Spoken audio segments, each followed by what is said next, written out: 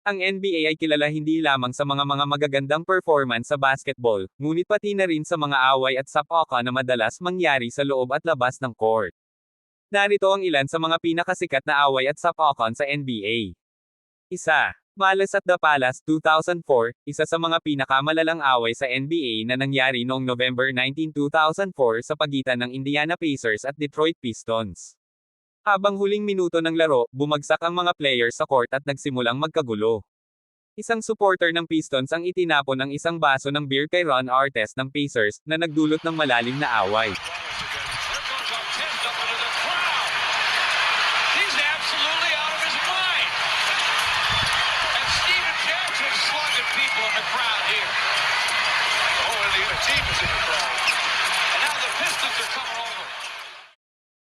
Nagkaroon ng malawakang kaguluhan kung saan nagkaroon ng sapukan at basagan ng upuan. Ang nangyaring kaguluhan ay nagresulta sa pagkakasuspend ng ilang players at pagkansela ng mga laro. 2. Kobe-Shaq feud 2000, ang away ng dalawang malalaking bituin ng Los Angeles Lakers na sina Kobe Bryant at Shaquille O'Neal ay isa sa mga pinakasikat na away sa NBA. Sa loob ng koponan, may pinanggalingan ng tensyon at hindi pagkaunawaan ang dalawang player. Ang pag-aaway na ito ay lumalala sa labas ng court at nagdulot ng mga negatibong pahayag at tirahan sa isa't isa.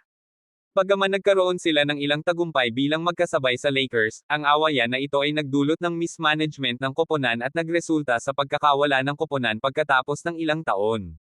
3. Charles Barkley at Shaquille O'Neal, 1999, sa panahon ng 1999 na NBA playoffs, isa pang maalab na away ang naganap sa pagitan nina Charles Barkley ng Houston Rockets at Shaquille O'Neal ng Los Angeles Lakers.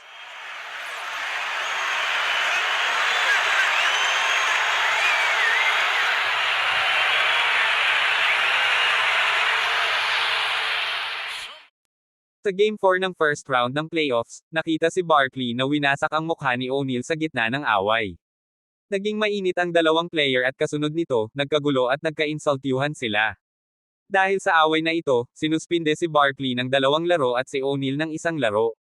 4. Dennis Rodman at Karl Malone, 1998, sa NBA Finals noong 1998, lumaban ang Utah Jazz ni Karl Malone laban sa Chicago Bulls ni Dennis Rodman. Next month, why Malone wants to lower himself to that is anyone's guess, and Rodman apparently wants to start the wrestling now. I tell you what I'm seeing, the battle between these two guys. They're fighting, giving it everything they got. Both of them are trying to push and shove and gain position.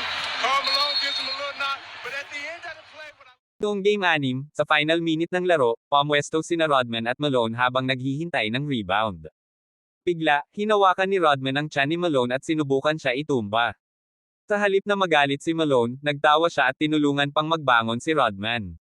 Ang kaganapang ito ay nagpakita ng mataas na respeto sa pagitan ng dalawang magkatunggaling koponan. Ang mga nawiwiling away at sapukan sa NBA ay bahagi rin ng kahulugan ng liga at nagbibigay ng kontrobersya at sigla sa larong basketball.